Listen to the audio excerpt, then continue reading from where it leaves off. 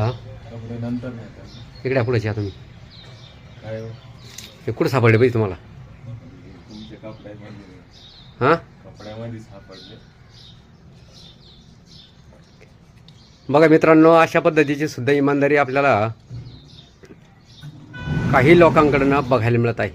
आमच्या देवळाली प्रवरा शहरामध्ये अशा पद्धतीची एक लॉन्ड्री आहे. गौतम नाव आहे त्यांचं आणि इतकी रक्कम मोठी आहे, तुम्ही बघू शकता की कोणीही ही रक्कम ठेवून घेतली असती तरी कोणाला कळालीसुद्धा नसते. परंतु चला, अशाही पद्धतीची इमानदारी आजही या ठिकाणी आपल्याला पाहायला मिळत आहे. इमानदार माणसे आजही या जगामध्ये आहेत, हेच याच्यावरनं समोर येत आहे.